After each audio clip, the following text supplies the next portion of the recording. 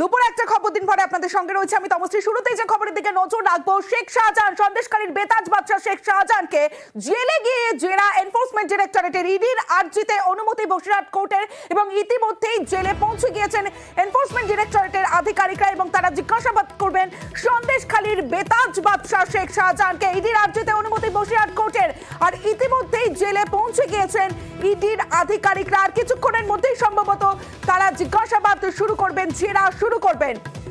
আজ জেলে গিয়ে শাহজাহানকে জেরা এবং জেলে ইতিমধ্যেই পৌঁছে গিয়েছেন এনফোর্সমেন্ট ডিরেক্টরেটের আধিকারিকরা। এই মুহূর্তে কি আপডেট উঠে আসছে জানাবে অনুপম শাহ রয়েছে আমার সঙ্গে। অনুপম, হ্যাঁ দেখো, এই মুহূর্তে বসিরহাট মহকুমা আদালতের নির্দেশে ইডি আধিকারিকরা তারা কিন্তু বসিরহাট যে উপসংশোধনাগারে সেখানে আসেন এবং ঠিক 12:49 তারা কিন্তু বসিরহাট উপসংশোধনাগারে ঢোকেন এবং সেখানে কিছু কাগজপত্রের প্রক্রিয়া আছে, সেটা শেষ করেই কিন্তু তারা শেখ শাহজাহানকে কিন্তু জিজ্ঞাসাবাদ শুরু করবে এবং তাদের যে তারা কিন্তু জেলে যখন এই উপসংশোধনাগারে যখন ঢোকে ইডি আধিকারিকদের 4 জনের প্রতিনিধি দল কিন্তু এই মুহূর্তে কিন্তু বসিরহাট উপসংশোধনাগারের মধ্যে ঢুকেছে এবং তাদের সঙ্গে কিন্তু একটা স্ক্যানার, একটা প্রিন্টার এবং একটা ল্যাপটপও কিন্তু তারা নিয়ে গেছে এবং বেশ কিছু নথিপত্রও কিন্তু তারা ভেতরে নিয়ে গেছে।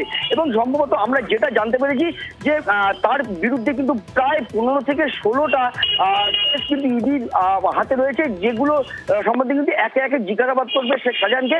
তবে একদিনেই এই যে জিজ্ঞাসাবাদ সেটা শেষ হবে কিনা সেটা কিন্তু যথেষ্ট সন্দেহ আছে। তার কারণ যেটা আমরা সূত্র মারফত জানতে পেরেছি প্রায় 15 থেকে 16টা কেস তার বিরুদ্ধে আছে। এই 15টা বা 16টা কেসের জিজ্ঞাসাবাদ ইডি তরফ থেকে শেখ শাহজাহানকে করবে এবং এই 15টা-16টা যে কেস, এই কেসের জিজ্ঞাসাবাদ একদিনে শেষ হবে কিনা সন্দেহের ব্যাপার। তো সেই কারণেই কিন্তু একাধিকবার কিন্তু ইডি আধিকারিকরা কিন্তু বসিরহাট মহকুমা উপসংশোধনাগারে আসার সম্ভাবনা আছে। আর 12:49 তারা ভেতরে ঢুকেছে এবং কতক্ষণ যে শেখ শাহজাহানকে জেরা চলবে সেটা কিন্তু এখন সময়ের অপেক্ষা। যে ছবি এই মুহূর্তে নিউজ 18 বাংলা দর্শকরা দেখছেন, বসিরহাট জেলে ঢোকার মুহূর্তের ছবি। ঠিক 12:49 ঘড়ির কাঁটায় ঠিক 12:49 ইডি আধিকারিকরা তারা বসিরহাট জেলে পৌঁছে যান এবং যে ছবি দেখাচ্ছি বসিরহাট জেলে ঢোকার মুহূর্তে ইডি আধিকারিকরা সঙ্গে কেন্দ্রীয় বাহিনীর জওয়ানদের নিয়ে সন্দেশখালীর বেতাজ বাদশা শেখ শাহজাহানের জন্য ইতিমধ্যে আমরা যেমনটা জানতে পারছি যে 15-16টা প্রশ্নমালা তৈরি করা হয়েছে এবং সেই প্রশ্নবান সাজিয়ে তৈরি এজেন্সি জিজ্ঞাসাবাদ করা হবে। ইতিমধ্যেই সেই জিজ্ঞাসাবাদ শুরু হয়ে গিয়েছে। 12:49 ঠিক 12:49 ঘড়ির কাঁটায় বসিরহাট জেলে পৌঁছে যান ইডি আধিকারিকরা সঙ্গে কেন্দ্রীয় বাহিনীর জওয়ানরা। তাকে জিজ্ঞাসাবাদ শুরু হয়ে গেছে ইতিমধ্যেই। আমাদের প্রতিনিধি যেমনটা জানাচ্ছিল অনুপম রয়েছে আমার সঙ্গে। অনুপম, ঠিক কোন কোন বিষয় আজ জিজ্ঞাসাবাদ করা হতে পারে শেখ শাহজাহানকে?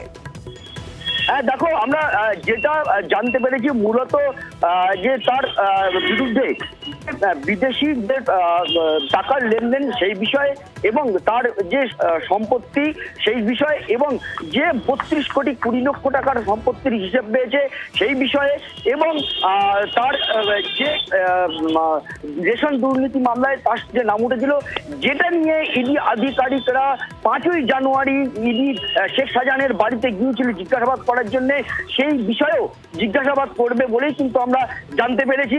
এবং এইরকম ধরনের একাধিক কেস নিয়ে কিন্তু তারা জিজ্ঞাসাবাদ করবে।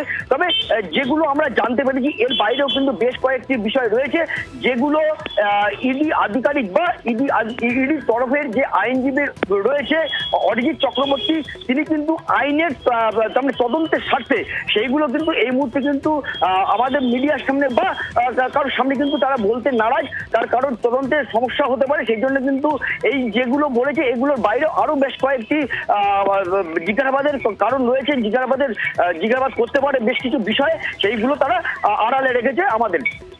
বেশ অনুপম।